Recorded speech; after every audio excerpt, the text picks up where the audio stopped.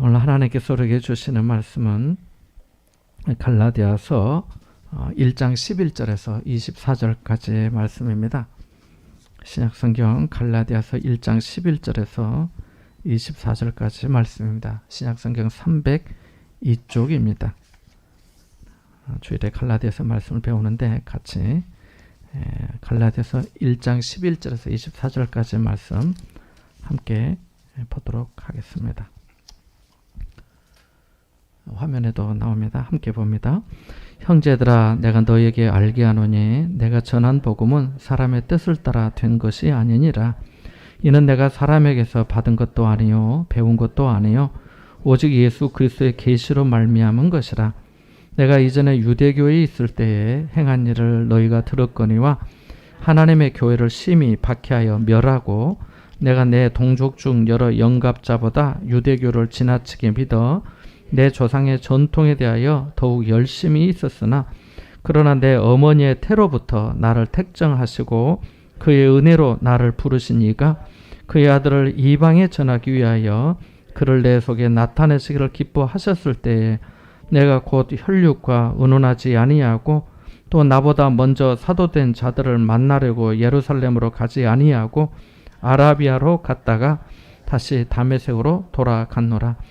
그 3년 만에 내가 게바를 방문하려고 올라가서 그와 함께 15일을 머무는 동안 주의 형제 야고보 외에 다른 사도들을 보지 못하였노라. 보라, 내가 너희에게 쓰는 것은 하나님 앞에서 거짓말이 아니로다. 그 후에 내가 수리아와 길리기아 지방에 이르렀으나 그리스도 안에 있는 유대의 교회들이 나를 얼굴로는 알지 못하고 다만 우리를 박해하던 자가 전에 멸하려던 그 믿음을 지금 전한다 함을 듣고 나로 말미암아 하나님께 영광을 돌리니라. 아멘. 처음 읽었을 때는 몰랐는데 두 번째, 세 번째 계속 읽으면서 한 가지 의문이 들었습니다. 그것은 28장까지 있는 사도행전에 사도 바울이 예수님을 만나 사도가 된 기록이 3번이나 나와 있기 때문입니다. 물론 바울이 어떻게 예수님을 만나게 되었는지 말하는 장면과 대상이 달랐습니다만 달리 생각해보면 같은 내용인데 굳이 이렇게 3번이나 사도행전에 기록되어야 했을까 하는 의문이 들었습니다. 아시는 분도 있겠지만 사도 바울은 처음부터 예수님을 믿고 따르던 사람이 아니었습니다. 예수님께서 공생애를 시작하시면서 베드로, 야고보, 요한과 같은 제자들을 사도로 부르시고 세리 마태, 또 세관장이었던 삭개오, 또 공회 의원이었던 니고데모, 또 사마리아 우물가에서 그 여인, 그 외에 두 소경, 10명의 나병 환자, 나사로와 마르다, 마리아 그 형제들까지 이렇게 많은 사람들을 불러서 말씀을 가르쳐 주시고 기적을 또 체험케 해주시고 친히 그들을 데리고 많은 사역을 하시고 수많은 무리들을 만나셨는데 왜 예수님은 바리새인 중에 바리새인인 바울을 부르시지 않았을까 하는 의문이 많이 생겼습니다.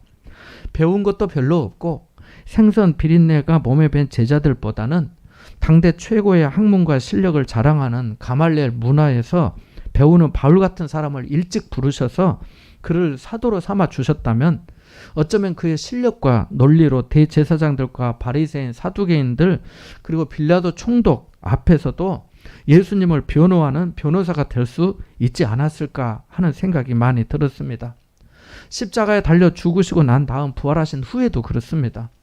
예수님이 다시 옛 생활로 돌아가 고기 잡고 있는 베드로와 제자들을 찾아가 만나시고 부활을 의심하는 도마에게까지 찾아가 만나시면서 네 손가락을 이리 내밀어 내 손을 보고 네 손을 내밀어 내 옆구리에 넣어보라고 하셨지만은 그 어디에도 바울의 그림자는 없었습니다.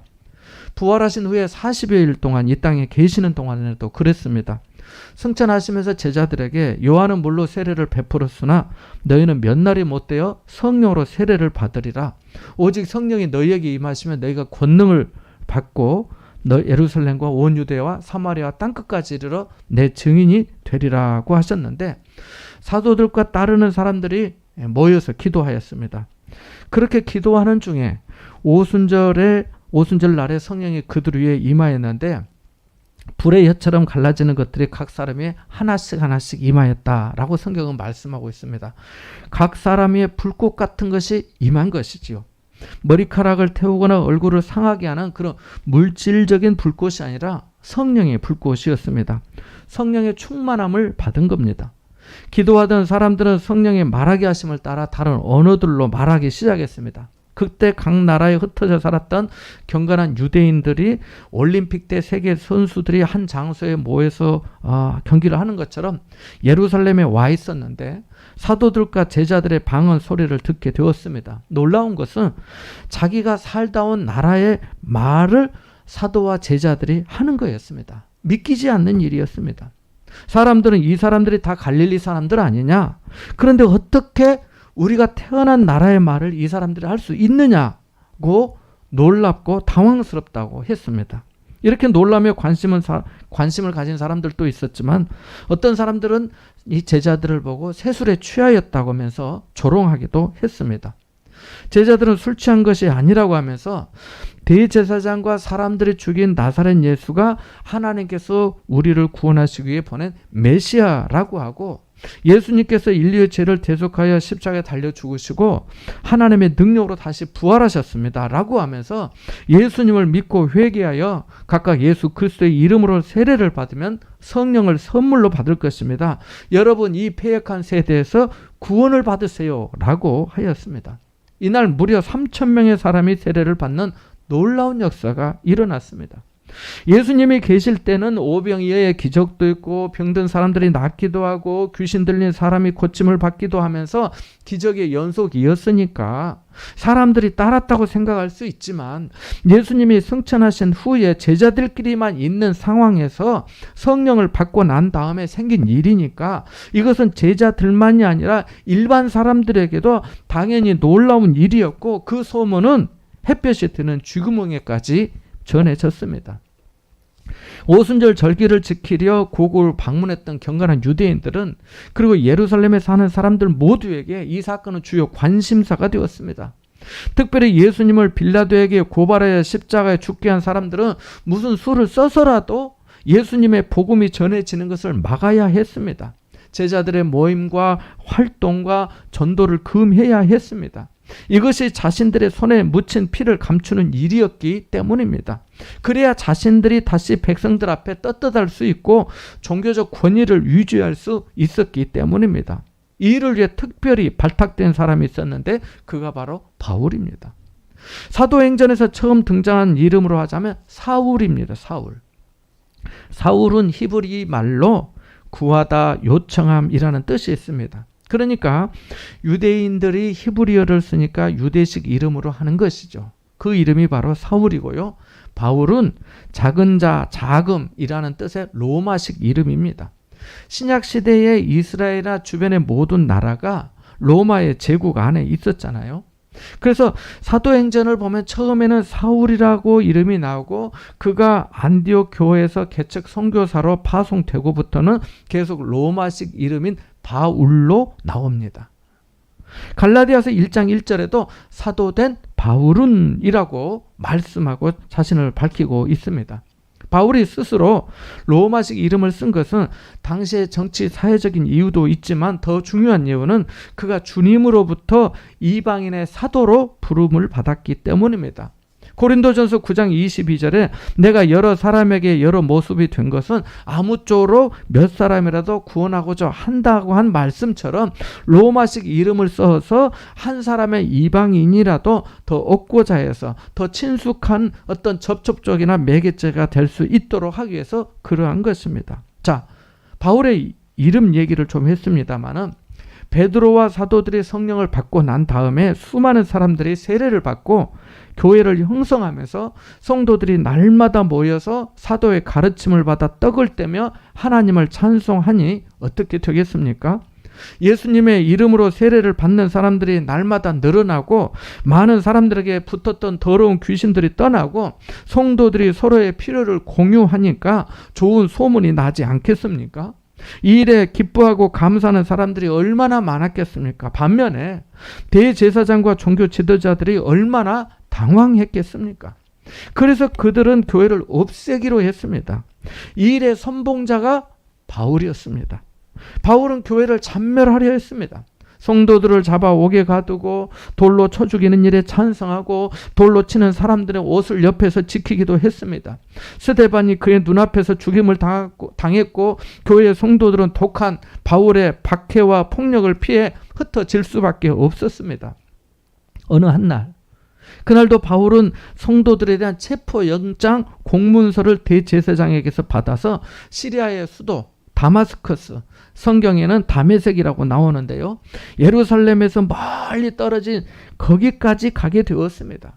거기서 성도들을 잡아 예루살렘으로 압송해 올 작정이었습니다. 그만큼 그는 열정이 있었고 그 열정만큼이나 성도들은 그를 두려워했습니다. 바울은 그 당시 성도들에게 마귀의 행동 대장처럼 보였습니다. 그렇게 다메섹에 거의 도착했는데 갑자기 하늘로부터 해보다 더 밝고 강한 강렬한 빛이 그와 동행하는 사람들을 비추었습니다. 눈을 뜰 수가 없었습니다. 예산 일이 아님을 직감한 그는 두려웠습니다. 그리고 그에게 하늘에서 소리가 들렸습니다. 사울아 사울아 네가 왜 나를 박해하느냐? 바울은 교회를 박해하고 성도들을 박해하였지 하늘에 있는 누구를 박해한 적이 없습니다. 하늘에서 그런 소리를 들을 이유가 없었습니다. 그럼에도 불구하고 그는 가말리엘 문화에서 배우고 율법에 대해 알고 유대교의 하나님을 익히 알고 있었기에 그동안 신앙적으로 듣고 배운 바가 있었기에 이런 신비로운 체험에 자신이 뭐라 대답해야 할지 그 정도는 알았습니다. 그래서 주님 누구십니까? 라고 묻습니다. 자기는 땅에 있는 유한한 인간이고 지금 자신에게 말씀하시는 분은 분명히 초월적인 분이시기 때문에 주님 누구십니까? 라고 물은 겁니다. 주님이 대답하셨습니다. 나는 네가 박해하는 나사렛 예수다. 이 소리를 듣는 순간 충격을 받았습니다. 모든 것이 명백해졌습니다. 앞을 볼 수가 없었습니다. 그동안 자신이 옳다고 생각했던 것이 옳지 않았고 옳지 않았다고 생각했던 것이 옳고 사실임을 알았습니다. 성도들을 잡아 가두고 폭력을 행사하고 성도들을 죽이고 그 죽음이 마땅하다고 생각했던 이 모든 일들이 얼마나 큰 잘못인지 얼마나 큰 죄인지 깨달았습니다. 순식간에 일어난 일이었지만 그 일은 마치 모세가 떨기나무 앞에서 하나님을 만났던 것처럼 베드로가 고기가 가득한 배에서 주님의 무릎 앞에 엎드려서 주여 나를 떠나소서 나는 죄인입니다 라고 했던 것처럼 치명적이고 부정할 수 없는 체험이었습니다. 예정에 전혀 없던 사건에 눈을 들지 못하고 하늘에서 들리는 음성에 두려웠던 바울은 나는 네가 박해하는 나사렛 예수라는 말씀을 듣고 사도행전 22장 10절에 보면 의미 있는 질문을 합니다. 주님 무엇을 하리이까? 주님 제가 무엇을 할까요? 라고 묻습니다. 밝은 해를 바로 보았을 때 눈이 사물을 잠시 분간하지 못하는 것처럼 바울도 그랬습니다. 빛난 광채로 말미암아 앞을 볼 수 없게 되어 다른 사람들의 손에 이끌려 다메섹으로 들어갔고 거기서 주님이 예비하신 아나니아라는 제자를 만나 다시 눈을 뜨게 되고 그때부터 그는 사람들에게 예수님이 그리스도요 하나님의 구원자이심을 예수님이 우리 죄를 대속하시기 위해 십자가에 달려 죽으셨다가 하나님의 능력으로 부활하신 분이라고 그를 믿음의 생명과 평안을 얻는다고 외쳤습니다. 앞서 말씀드린 대로 사도행전 9장과 22장 그리고 26장에 바울이 어떻게 예수님의 부르심을 받게 되었는지 사도행전이 3번에 걸쳐 나옵니다. 이것은 바울의 사도됨에 대한 의심을 불식시켜 그가 주님께로부터 세움받은 사도임을 보여주는 겁니다. 뿐만 아니라 바울 자신이 쓴 편지에서도 예수님을 만나기 전에 자신이 어떤 사람이었는지 거침없이 밝힙니다. 자기의 출생 신분, 자신이 어떻게 살아왔는지, 어떻게 사역을 했는지 자신의 이력을 말합니다. 대표적인 말씀이 빌립보서 3장 5절 6절인데요. 거기에 이렇게 말씀합니다. 나는 8일 만에 할례를 받고 이스라엘 족속이요 베냐민 지파요 히브리인 중에 히브리인이요 율법으로는 바리새인이요 열심으로는 교회를 박해하고 율법의 의로는 흠이 없는 자라라고 합니다. 예수님이 바리새인의 위선을 책망하시고 화가 있을 것이라고 하셔서 그렇지 당시 바리새인은 일반 유대 국민들에게 그래도 존경받는 사람들이었습니다. 대체로 그랬습니다. 율법을 지키기 위해서 엉뚱한 조항들까지 만들어 사람들을 힘들게 하고 위선적이기도 했지만은 본래의 마음은 하나님의 말씀을 더 잘 지키고 싶어서 그런 거거든요. 그러니까 예수님도 그런 말씀 하셨잖아요. 그들이 말하는 바는 행하고 지키되 그들이 하는 행위는 본받지 말라. 그들은 말만 하고 행하지 아니한다 라고 말입니다. 그런데 바울은 스스로 뭐라고 말합니까? 율법의 의로는 흠이 없는 자라고 합니다. 아니, 세상에 율법을 지키는 데 있어서 흠이 없는 사람이 어디 있겠습니까? 그런데 바울이 스스로 이렇게 말할 정도면 그가 얼마나 철저하고 열정적이었는지 충분히 알 수 있습니다. 열심으로는 교회를 박해했다고 하니까요.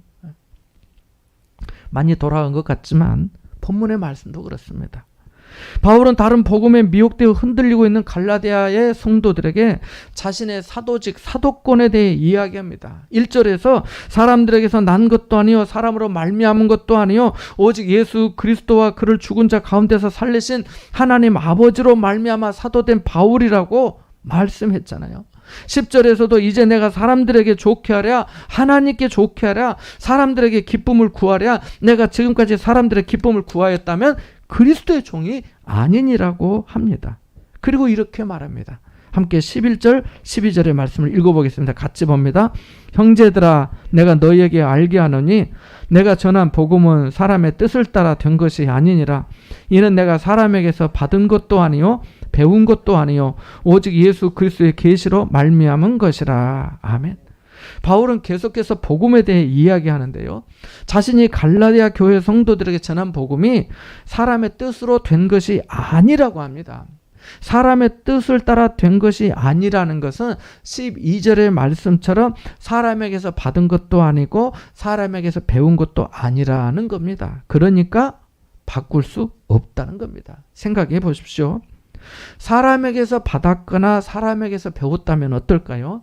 그것은 언제든지 변할 수 있습니다. 사람이 달라지면 달라질 수 있습니다. 누가 말했는데 그보다 더 훌륭한 사람이 나와 말한다면 앞에 사람이 한 말은 의미 없게 됩니다. 대통령의 말도 그렇잖아요. 앞에 대통령이 말했다고 하지만 다음 대통령이 그것을 바꾸면 앞에 말은 효력을 상실하게 되는 겁니다. 위대한 학자의 말도 다른 학자가 새로운 연구를 통해 바꿀 수 있습니다. 지금까지의 역사와 과학이 이것을 증명해 주고 있잖아요. 그치요? 바울은 자신이 전한 복음은 오직 예수 그리스도의 계시로 말미암은 것이라고 합니다. 여기 계시의 의미는 예수 그리스도께서 직접 보여주셨다는 것입니다. 당시 갈라디아 교회 성도들을 미혹했던 거짓 선생들은 바울에 대해 이렇게 말했던 것으로 보입니다. 여러분이 몰라서 그러는데 바울은 사도가 아닙니다. 사도라 할 수가 없는 사람입니다. 예수님과 동행한 적도 없고 예수님을 십자가에 죽게 한 대제사장들의 편에 있었던 사람입니다. 오순절 성령이 임할 때까지도 존재도 없던 사람입니다. 100번 양보한다 해도 성도들을 잡아오게 가두고 교회를 박해한 사람이 이제 와서 무슨 전도를 하고 설교를 할 수 있다는 말입니까? 그는 베드로, 야고보, 요한과 같은 위대한 사도들과도 별로 교류한 적도 없습니다. 그런 사람을 어떻게 믿고 그 사람이 전한 복음이 복음이라 할 수 있겠습니까? 하나님의 구원을 받는데 어떻게 그리 쉽게 되겠습니까? 율법도 지키고 율법에 정한 할례도 받아야 그가 정말 구원받은 자가 됩니다. 라고 말했을 것으로 보입니다. 사람들이 가만히 들어보니까 합리적으로 들리는 겁니다. 우리도 그렇지 않습니까? 아무리 말씀이 좋아도 설교자에 대한 신뢰에 금이 가면 말씀이 귀에 들어오지 않잖아요. 관계가 어려워지면 마음이 안 열리잖아요. 그래서 보통 가까이 겪어보지 않은 목사님의 말씀에 성도들이 되게 은혜를 더 많이 받는다고 합니다. 교회에 한번 다녀가는 부흥 강사나 유튜브에서 은혜를 더 많이 받는 겁니다. 좋은 모습에 좋은 말씀만 들으니까요.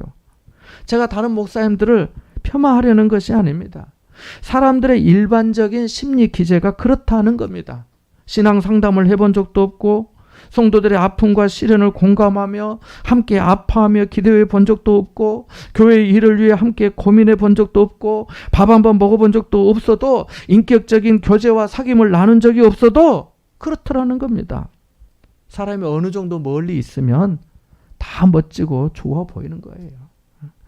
다른 부모들이 다 좋아 보여도 내게 밥 먹여주고 옷 입혀주고 아프면 병원 데려가고 내 똥 치워주는 사람은 부모밖에 없어요. 내가 가장 아프고 슬플 때 손이라도 잡아주고 울어줄 사람은 부모밖에 없어요. 신학자 칼 바르트가 하나님의 말씀에 3가지가 있다고 했는데요. 기록된 말씀, 오신 말씀, 그리고 선포된 말씀이라고 했습니다. 기록된 말씀은 성경이고요. 오신 말씀은 예수 그리스도시고요. 선포되는 말씀은 설교자를 통해 전해지는 말씀입니다. 그런데 가장 약하고 흔들리기 쉬운 말씀이 바로 선포되는 말씀이에요. 부족한 인간이 전하는 말씀이라 그렇기도 하지만은 듣는 청중들에 따라서 왜곡될 가능성이 많기 때문입니다. 본문에서 우리는 2가지 중요한 교훈을 배울 수 있습니다. 하나는 성경의 절대적인 권위입니다. 바울이 전한 복음이 예수 그리스도의 계시의 말씀이었던 것처럼 성경도 선지자들이나 사도들이 하나님의 계시를 받아 전한 하나님의 말씀입니다. 그래서 결코 사람이 복음을 변경할 수 없는 것처럼 성경도 절대 사람이 변경할 수 없습니다. 아무리 우리 생각과 달라도 결코 우리 마음대로 바꿀 수 없어요. 성경은 우리 시대의 정신이나 사조에 따라 바꿀 수 있는 게 아닙니다. 또 하나는 일상의 사건을 통해서도 계시를 받을 수 있다는 겁니다. 물론 여기에는 분별이 필요합니다만은 우리의 만남, 겪게 되는 사건 속에서 하나님의 메시지를 듣게 되는 경우가 많습니다. 하나님이 우리에게 경고하기 위해 여러 가지 사건을 보여주시는데 그것을 알지 못한다면 얼마나 안타까운 일입니까? 갈라디아서가 왜 쓰여졌습니까? 당시 거짓 선생들에 의해 미혹된 갈라디아 지방의 성도들을 생각하면서 바울이 쓴 것인데 이 사건을 통해 기독교 자유의 대헌장이라는 별명까지 붙은 이 갈라디아서가 쓰인 것 아닙니까? 성도들을 바른 복음 위에 다시 세우기 위해 바울이 썼는데 오늘 이 편지가 그리스도의 계시의 말씀으로 우리에게까지 오게 된 거 아닙니까? 하나님이 합력하여 선이 되게 하신 것이지요. 바울은 계속해서 자신이 어떻게 사도가 되었는지 자신의 부끄러운 과거까지 고백하며 말합니다. 13절과 14절의 말씀을 읽어보겠습니다. 같이 봅니다. 내가 이전에 유대교에 있을 때에 행한 일을 너희가 들었거니와 하나님의 교회를 심히 박해하여 멸하고 내가 내 동족 중 여러 영갑자보다 유대교를 지나치게 믿어 내 조상의 전통에 대하여 더욱 열심히 있었으나. 아멘. 어쩌면 바울이 주님의 부르심을 받지 않았더라면 과거에 자신이 하나님의 교회를 심히 박해하고 멸했던 일이 이렇게까지 고통스러운 고백으로 나오지 않았을지 모릅니다. 자기 말대로 동족 중 여러 영갑자, 영갑자는 동년배를 말해요. 우리가 갑장이다 그런 말 하잖아요. 영갑자, 같은 또래를 말하는데 동족 중 여러 동년배, 영갑자보다 유대교를 지나치게 믿었고 조상의 전통에 충실하고 열심이었기 때문에 그가 그렇게 교회를 박해하고 완전히 없애버리려 했던 겁니다. 이런 정도의 말만으로도 바울의 성품을 어느 정도 알 수 있겠지요. 그는 임무를 맡으면 그 목적을 성취하기 위해 곧장 앞으로 달렸던 사람입니다. 이런 사람이 다메섹 도상에서 예수님을 만난 거죠. 주님을 만나고 보니 자신의 삶이 새롭게 해석이 되었습니다. 이것이 은혜요 믿음입니다. 함께 15절 16절 말씀을 읽어보겠습니다. 같이 봅니다. 시작. 그러나 내 어머니의 태로부터 나를 택정하시고 그의 은혜로 나를 부르신 이가 그의 아들을 이방에 전하기 위하여 그를 내 속에서 나타내시기를 기뻐하셨을 때에 내가 곧 혈육과 의논하지 아니하고. 아멘. 사랑하는 여러분, 바울은 자신이 나사렛 예수 그리스도를 찾지 않았고 오히려 교회를 박해하고 아주 없애버리려고 했던 사람이었지만 주님을 만나고 주님의 부르심을 받고 죄인 중에 죄인인 자신을 이방인의 사도로 세워주신 주님의 말씀을 듣고 난 다음에 이렇게 부족하고 허물밖에 없는 자신을 어머니의 태로부터 택정해 주셨음을 알았습니다. 아무리 생각해도 다른 이유와 자격이 전혀 없는 겁니다. 그래서 그의 은혜로 나를 부르신 이라고 한 것입니다. 어떻게 생각하면 이 편지를 쓸 정도 되면 이제 어느 정도 자기 위치도 있고 선교적인 목회적인 업적도 있고 굳이 이렇게까지 말하지 않아도 될 것 같은데 바울은 자신의 출발, 자신이 어떻게 살았는지를 잊지 아니하였던 겁니다. 그것이 곧 하나님의 은혜를 더 깊이 자각하는 방편이었기 때문입니다. 성령께서 그 안에 그렇게 역사하셨기 때문입니다. 우리는 어떻습니까? 바울이 다메섹 도상에서 주님 누구십니까? 라고 물었는데, 그리고 주여 내가 무엇을 하리이까? 라고 물었는데 우리도 이 질문을 해보았습니까? 해보았다면 주님께서 말씀하신 대로 순종할 각오로 해보았습니까? 감당할 수 없는 일이라도 맡기실까 겁나서 차마 물어보지 못하신 것은 아닙니까? 바울은 예수 그리스도를 만난 이후 180도 달라진 삶을 살았습니다. 우리가 받은 도전은 어느 정도였습니까? 변화는 어느 정도라 할 수 있습니까? 10도 정도 달라졌을까요? 90도 정도 달라졌을까요? 진지하고 정직하게 나 같은 죄인을 은혜로 불러주셨다고 할 수 있을까요? 맥주 감사절에 우리의 감사의 원천이 어디인가요? 은혜로 나를 불러주시고 구원해 주신 하나님이 될 수 있기를 바랍니다. 그리할 때 우리 삶은 더욱 풍성한 삶이 될 줄 믿습니다. 이와 같은 은혜가 여러분과 함께 하시기를 바랍니다. 잠시 말씀을 묵상하겠습니다.